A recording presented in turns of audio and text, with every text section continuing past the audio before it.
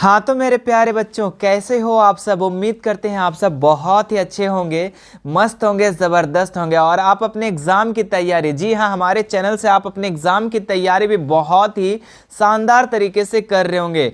तो मैं मिशन 2 वाले सर आप सभी का स्वागत करते हैं इस यूट्यूब चैनल मिशन 2 पर। तो आज हम कक्षा 9वीं का, जी हाँ, क्लास 9 का साइंस विज्ञान के 40 मोस्ट वेरी इंपॉर्टेंट ऑब्जेक्टिव सवालों को इस वीडियो में करवाने वाले हैं, जो आपके होने वाली परीक्षा, होने वाले एग्जाम 2025 के लिए काफी ज्यादा महत्वपूर्ण है। तो यदि मेरे प्यारे बच्चों आप भी जैक बोर्ड से हो और कक्षा 9वीं में पढ़ते हो और अपने एग्जाम की तैयारी कर रहे हो, तो ये वीडियो आप लोगों के लिए। आप इस वीडियो पूरा अंत तक देखें। इस वीडियो में हम आपके साइंस के, जी हाँ, आपके साइंस के मोस्ट वायरल 40 ऑब्जेक्टिव सवालों को करवा देंगे। ठीक है, तो बहुत ही ध्यान से देखना। आइए शुरू करते हैं, ज्यादा लेट ना करते हुए मेरे बच्चे, और सबसे पहला सवाल को देखते हैं। देखिए, जो सबसे पहला सवाल है, क्या दिया गया है, वेग में परिवर्तन की दर है ना, rate of change of velocity is, वेग में परिवर्तन की दर क्या है। ऑप्शन है चाल, वेग, त्वरण, विस्थापन। तो वेग में परिवर्तन की दर को हम लोग क्या कहते हैं बच्चों, तो त्वरण कहते हैं। तो याद रखेंगे, वेग में परिवर्तन की दर को हम लोग त्वरण कहते हैं। त्वरण का परिभाषा भी होता है वेग में परिवर्तन की दर, है ना। त्वरण का परिभाषा बोलते हैं, वेग में परिवर्तन की दर को ही क्या कहते हैं हम लोग, त्वरण कहते हैं, है ना। Rate of change of velocity is acceleration. Option number C इसका बिल्कुल राइट हो जाएगा। जो बच्चे इंग्लिश से हैं, इंग्लिश वाले भी क्वेश्चन में भी ध्यान देंगे, इसमें दोनों इंग्लिश हिंदी दोनों टाइप किया हुआ है।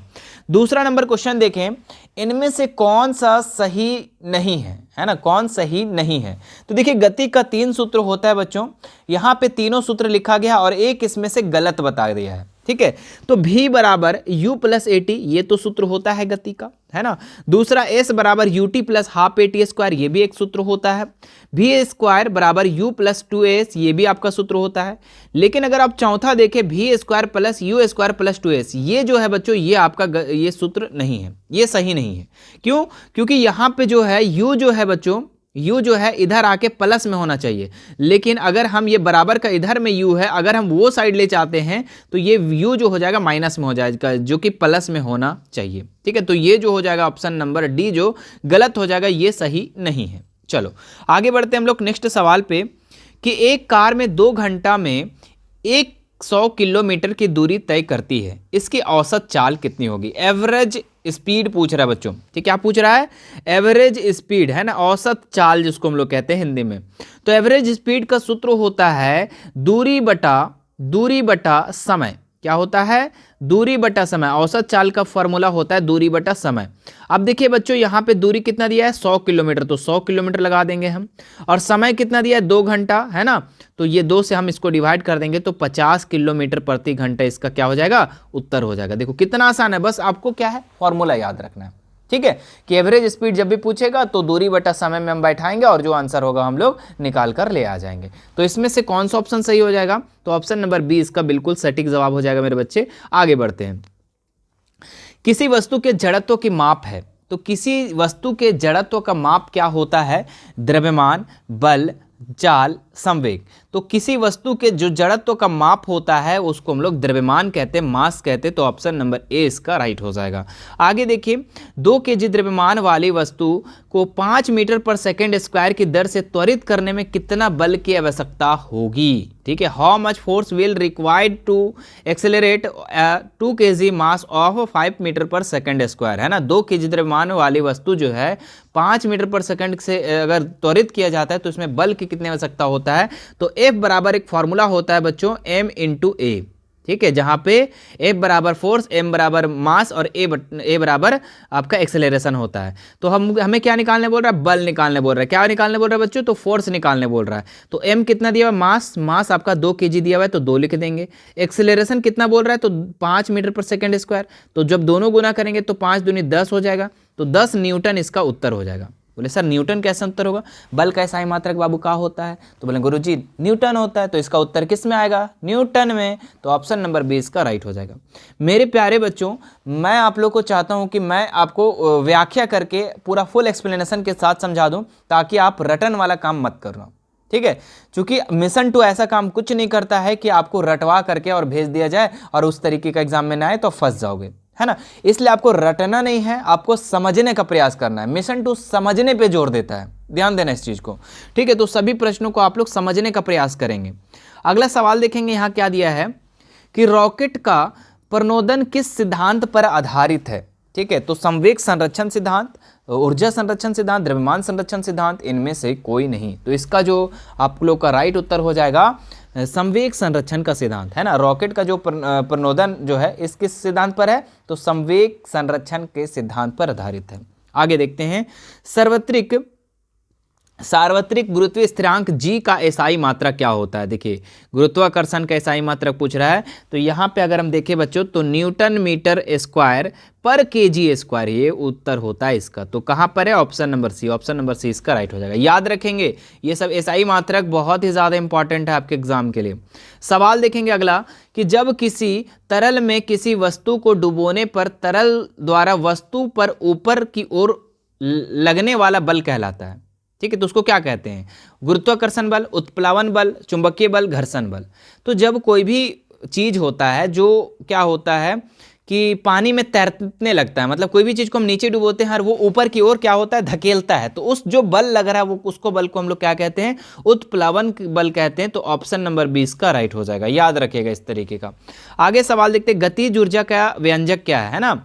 तो यहाँ पे आपको काइनेटिक एनर्जी का आपको फार्मूला पूछ रहा है। तो काइनेटिक एनर्जी का जो फार्मूला होता है वो होता है 1/2 mv², ठीक है। याद रखिएगा ये आपका काइनेटिक ऊर्जा का व्यंजक है, यही सूत्र है आपका काइनेटिक ऊर्जा का। जब भी आपको काइनेटिक ऊर्जा निकालने के लिए बोलेगा तो इसी सूत्र से आप लोगों को निकालना है।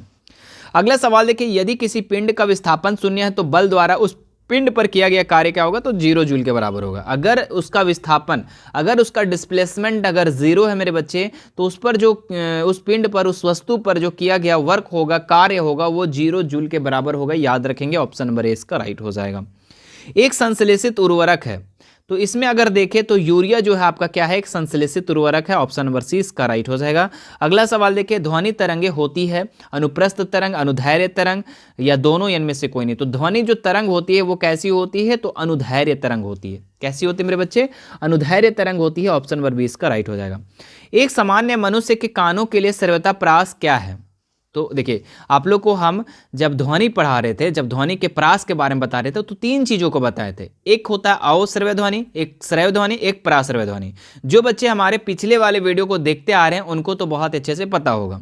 अब आप लोग कमेंट करेंगे कि हमारा कितने वीडियो को आप लोगों ने देखा है। आप लोगों को पता है कि आपके एग्जाम की तैयारी के लिए मिशन 2, जी हाँ मिशन 2 आप लोगों का 8 से 10 मॉडल पेपर करवा रहा है इस बार 2025 एग्जाम के लिए, ठीक है। आप लोगों ने अभी तक कितना वीडियो को साइंस का या और भी सब्जेक्ट का देख लिया, आप लोग नीचे कमेंट करेंगे, ठीक है। और मेरे प्यारे बच्चों, ये आपका साइंस का 4था वीडियो है, जी हाँ 4th वीडियो। इससे पहले आप लोग का 3 वीडियो और अपलोड हो चुका है, और इसके बाद भी और भी वीडियो 5वां 6ठा जितने भी सेट हैं वो सारे अपलोड हो चुके हैं, ठीक है। अगर आप वीडियो को बाद में देख रहे हैं तो ठीक है, सारा चीज़ आप लोग को सारा मिल जाएगा। आप सभी सेट को अगर आप देख कर जाएंगे तो मैं गारंटी लेता हूं कि आपको बहुत अच्छा एग्जाम जाएगा, आपका ग्रेड बहुत ही अच्छा प्राप्त करेंगे, ठीक है। इसलिए आप सभी मॉडल पेपर को जरूर देख के जाएं। हमने बता दिया कि 8 से 10 मॉडल पेपर इस बार जी हाँ, जिस प्रकार आप लोग का 2024 वाले जो बच्चे थे, बैच के बच्चे, उन लोगों को हम 7 मॉडल पेपर करवाए थे, जी हाँ 7। लेकिन इस बार जो आप लोग का मॉडल पेपर होने वाला है वो 8 से 10 मॉडल पेपर होने वाला है, और उसके बाद फिर मैराथन क्लासेस भी होने वाली है। तो आप हमारे चैनल पे बने रहेंगे मेरे बच्चे, और आप अपने एग्जाम की तैयारी लगातार इसी तरीके से करते रहेंगे। एक ही बार बोझ नहीं लेना है, अगर बोझ लोगे फंस जाओगे मेरे बच्चे कि काश पहले देख लेते वीडियो को, ठीक है। इसलिए बोझ नहीं लेना है, जब जब वीडियो आता है, जब जब जो छूटा हुआ है आज ही क्लियर कर लो, सारा कंप्लीट कर लो, ठीक है, जितना जल्दी हो सकता है। और अगर कोई भी दिक्कत हो आप नीचे कमेंट करके मुझे बताएंगे, ठीक है, उसका भी सॉल्यूशन जल्दी से कर देंगे। तो फटाफट आप लोग क्या करना है, इस वीडियो को ज़्यादा से ज़्यादा शेयर कर देना। देखो जितना से ज़्यादा इस वीडियो को शेयर करोगे मेरे बच्चे, जितने लोगों तक पहुँचेगा ये वीडियो, ठीक है, उतना मुझे यहाँ पता चलेगा कि हाँ बच्चे एक्टिव है पढ़ने में। तो मैं कोशिश करूँगा आप लोग को इसी तरीके का वीडियो आप लोग के लिए लाते रहूँगा। तो आप लोग क्या करना है, शेयर ज़्यादा से ज़्यादा करना है। तो आइए हम सर्वताप्रास के बारे में बात कर रहे थे, यहाँ पे 3 चीज़ों को बताए थे, लेकिन मानव का जो सर्वताप्रास होता है वो श्रव्य ध्वनि के प्रास प्रास के बराबर होता है। तो श्रव्य ध्वनि में हम क्या बोले थे कि 20 हर्ट्ज से 20,000 हर्ट्ज तक होता है श्रव्य ध्वनि। एक मानव जो ध्वनि को सुन सकता है, आवाज को सुन सकता है, वो 20 हर्ट्ज से 20,000 हर्ट्ज तक सुन सकता है। तो देखिए कहां पे ऑप्शन, तो ऑप्शन अगर इसमें देखें मेरे बच्चे तो ऑप्शन नंबर ए इसका बिल्कुल सटीक जवाब हो जाएगा, 20 हर्ट्ज से 20,000 हर्ट्ज तक। ठीक है, अब आप लोग से कमेंट कीजिएगा, अगर पिछली वीडियो को आप देखे हैं तो आप लोग बताना कि अश्रव्य ध्वनि का प्रास कितना होता है, अश्रव्य ध्वनि का प्रास कितना होता है। ठीक है, चलिए मैं देखना चाहता हूं कितने बच्चे यहां पे अभी इसका जवाब दे पाते हैं। ठीक है, अगर कोई दिक्कत है तो आप लोग को अगले वीडियो में फिर बता देंगे। क्या है, निम्नलिखित में से कौन सा पदार्थ है, तो स्नेह, गंध, घृणा, वायु। तो स्नेह करना मतलब कि माँ जो अपने बच्चों से प्यार करती है, क्या ये एक पदार्थ है भाई? ना गुरुजी, ये नहीं है। गंध, ये भी आपका एक पदार्थ नहीं है। ठीक है, तो ये भी कट गया। तो इसमें अगर हम देखें, घृणा करना, किसी से नफरत करना, किसी से हेट करना, है ना, किसी से प्यार करना, किसी से मोहब्बत करना, किसी से घृणा करना, ये सब कोई पदार्थ नहीं है। वायु एक पदार्थ है मेरे बच्चे। पदार्थ किसको कहते हैं? पदार्थ उसको कहते हैं जो किसी ना किसी कोई ना कोई उसका भार हो, कोई ना कोई द्रव्यमान हो और जो स्थान को घेरता है, उसी को हम लोग पदार्थ कहते हैं। ठीक है, ये तो आप लोग को पता होना चाहिए। चलिए अगला सवाल देखते हैं हम लोग। किस अवस्था में अणुओं की ऊर्जा अधिकतम होती है? ठीक है, तो किस में होती है? तो गैस में। जी हाँ, गैस में जो होता है अणुओं की ऊर्जा क्या होती है? अधिकतम होती है, क्योंकि गैस में जो कण होती हैं, अणु होते हैं, वो काफ़ी दूर दूर होते हैं और ये काफ़ी ज़्यादा गतिशील होते हैं। तो इसमें अणुओं की ऊर्जा जो होती है अधिकतम होती है। 10 डिग्री सेल्सियस तापक्रम के बराबर है। देखो ये बहुत ही ज़्यादा इंपॉर्टेंट है मेरे बच्चे, वेरी वेरी इंपॉर्टेंट। और ये आप लोग के लिए समझ लो कि 1 नंबर तो यहाँ से पक्का आने वाला है। बस आप लोग को अभी हम बता देते हैं, बस ये सिस्टम को आप याद रखना। ठीक है, इस ट्रिक को याद रखना। देखो बाबू, यहाँ पे सेल्सियस है और आपको केल्विन में चेंज करना है। आपको 1 नंबर बस याद रखना है, कितना? 273। कितना याद रखना है? 273। कितना याद रखना है बच्चा? तो 273 याद रखना। कभी जोड़ना है और कभी घटाना है, बस इतना याद रखना। तो यहाँ पे सेल्सियस से आपको किधर जाना है? केल्विन की तरफ जाना है। तो सी छोटा और के बड़ा, मतलब कि छोटा से बड़ा की तरफ जाना है, तो 273 को आपको ऐड कर देना। क्या करोगे? ऐड कर दोगे।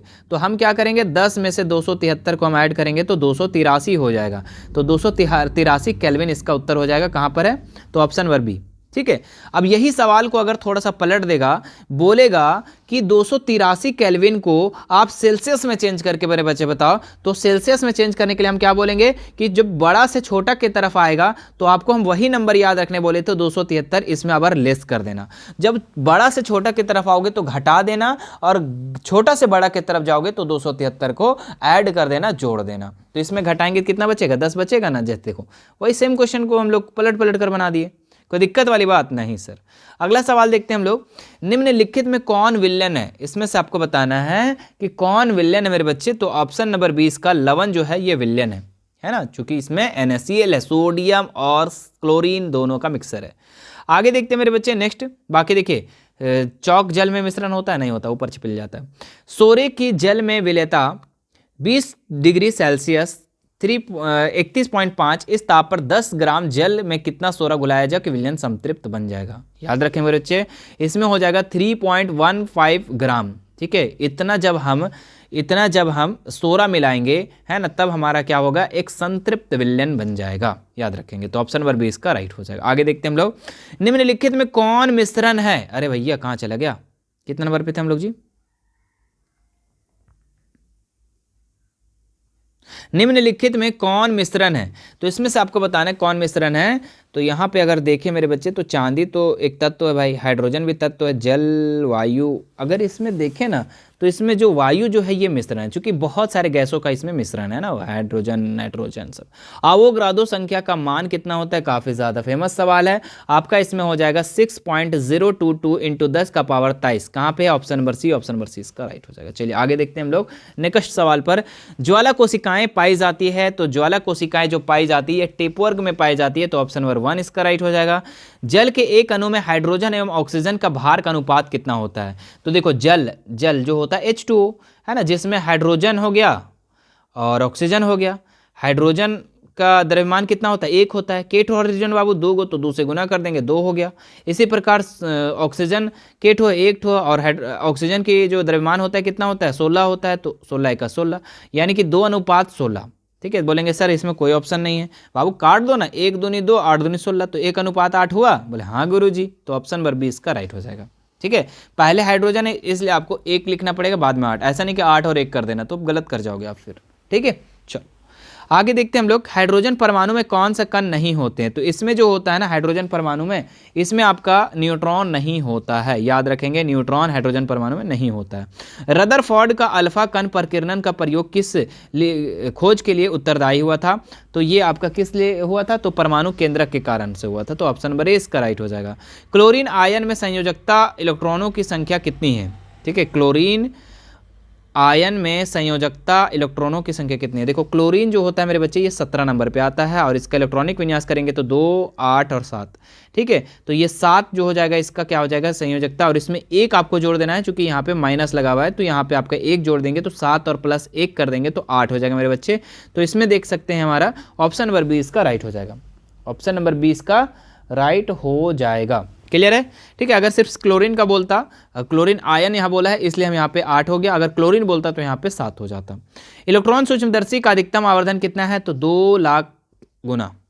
पादप और जंतु कोशिका का प्रमुख अंतर क्या है? ठीक है, main difference between plant and animal cell is, है ना, मतलब क्या दोनों में डिफरेंट है? तो पोषण संबंधी, गति संबंधी, वृद्धि संबंधी, शोषण संबंधी। तो इसका जो राइट उत्तर हो जाएगा आप लोग का क्या हो जाएगा? पोषण संबंधी। पोषण संबंधी, चूंकि जंतु अलग तरीके से खाना खाता है ना, जंतु जो है वो परपोषी होता है, विषमपोषी होता है, लेकिन पादप जो होता है वो स्वपोषी होता है। पादप जो अपना भोजन स्वयं बनाता है सूर्य के प्रकाश की उपस्थिति में। अगला सवाल देखते हैं, मूंगफली और बादाम के छिलकों में पाए जाते हैं, तो इसमें पाया जाता है स्क्लेरेट्स पाया जाता है। कौन क्या पाया जाता है? स्क्लेरेट्स पाया जाता है, ऑप्शन नंबर सी इसका राइट हो जाएगा, याद रखेंगे। कौर कोशिकाओं में पाया जाता है, तो कौर कोशिकाओं में सेल्यूलोज पाया जाता है मेरे बच्चे, तो अच्छा सुब्रीन पाया जाता है, सॉरी सुब्रीन पाया जाता है, तो ऑप्शन नंबर 3 इसका राइट हो जाएगा। ठीक है, याद रखिएगा। आगे देखते हैं हम लोग, कॉन्ड्रियोब्लास्ट कोशिकाएं पाई जाती है। कॉन्ड्रियोब्लास्ट कोशिकाएं किस में पाई जाती है बच्चों? तो ये जो पाया जाता है आप लोगों का किसमें? उपास्थि में पाया जाता है। ठीक है, तो ऑप्शन नंबर 3 इसका राइट हो जाएगा। आगे देखते हैं हम लोग नेक्स्ट सवाल, यहाँ पर क्या दिया गया? देखिए 31 नंबर सवाल, देखिए थोड़ा सा नंबरिंग इधर उधर हुआ है, यहाँ 31 नंबर है, उसके बाद 32 है, 33 है, इस तरीके से आप लोग ध्यान देंगे। क्या है? न्यूटन के गति के पहला नियम से क्या मिलता है? तो क्या मिलता है? बल मापने का सूत्र, जड़त्व की परिभाषा, चाल मापने का सूत्र, त्वरण की परिभाषा।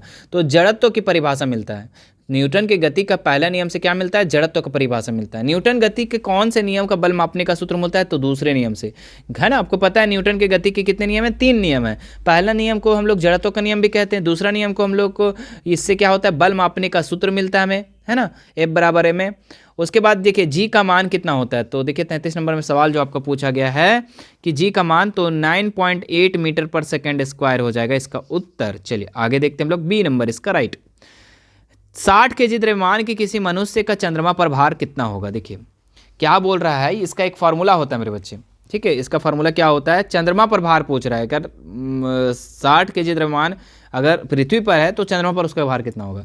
तो W बराबर होता है mg। क्या होता है? mg। तो m मास कितना दिया हुआ है? 60 दिया हुआ है, और ग्रेजुएशन जो है आपका मान करके 9.8 होता है, लेकिन 10 मान लेना है यहाँ पर, चूंकि आपको यहाँ पे ब्रैकेट में दे रखा है। तो 600 हो गया, कितना हो गया? 600 हो गया, है ना। अब देखिए 600 जब हो गया, 600 न्यूटन, तो अब इसमें क्या है कि चंद्रमा पर आपको पता है कि जो पृथ्वी पर जितना भार होता है उसका 1/6 गुना चंद्रमा पर होता है। तो 6 से 1/6 गुना कर देंगे, कितना हो जाएगा? 100 छक 600, तो 100 न्यूटन इसका उत्तर हो जाएगा। कितना हो जाएगा? 100 न्यूटन इसका उत्तर हो जाएगा।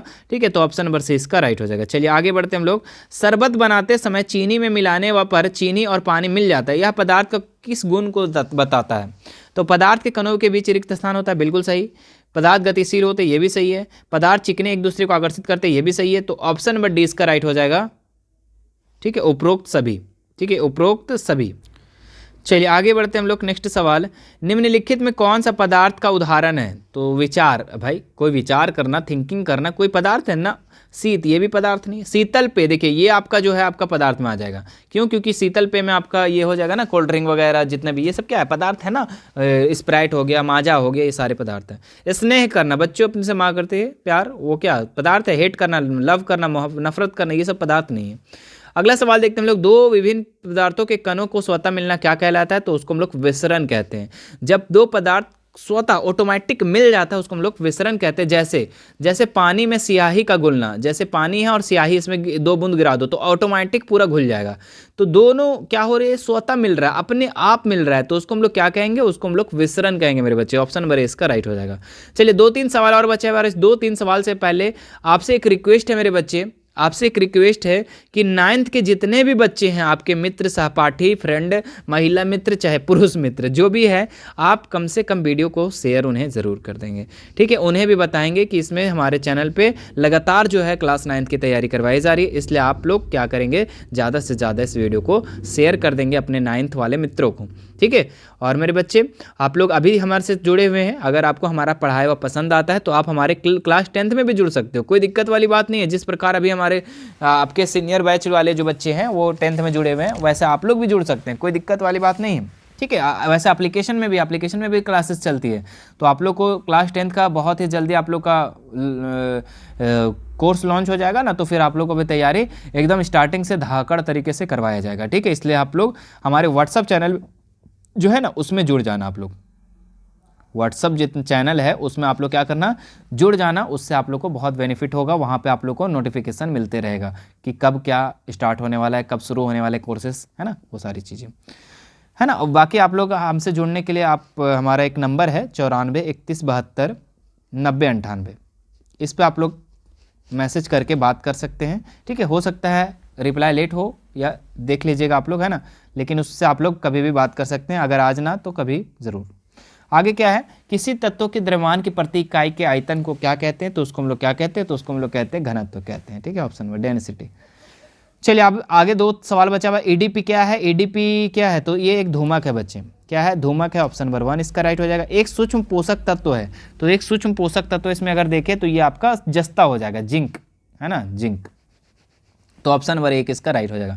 तो ये था बच्चों आप लोग का 40 सवाल, है ना, और ये आप लोग का विज्ञान का चौथा वीडियो था, 4th वीडियो, है ना। इससे पहले आप लोग का 3 वीडियो और अपलोड हो चुकी है, आप उसे नहीं देखे हैं तो प्लेलिस्ट का लिंक डिस्क्रिप्शन में दे देता हूँ, या फिर आप हमारे व्हाट्सअप से जुड़ जाए। ठीक है, वहाँ से भी आप लोग को वहाँ पर भी दे दिया जाएगा पीछे वाले सारे वीडियो, और आगे वाले जो भी आने वाले वीडियो होंगे सभी आप लोग देख सकते हैं। अगर वीडियो को बाद में देख रहे हैं तो हो सकता है 5वां 6th वीडियो, सब वीडियो आपको चैनल पर मिल जाएगा, है ना। प्लेलिस्ट में जाकर चेक कर लें, प्लेलिस्ट में एकदम 1 by 1 करके डाला हुआ है। ठीक है, अगर आप लोग प्लेलिस्ट नहीं देखना जानते हैं तो एक बार कमेंट करेंगे, अगली वीडियो में आप लोग को प्लेलिस्ट देखना सिखा देंगे हम। चलिए फिर मिलते हैं नेक्स्ट वीडियो में, thank you so much, bye.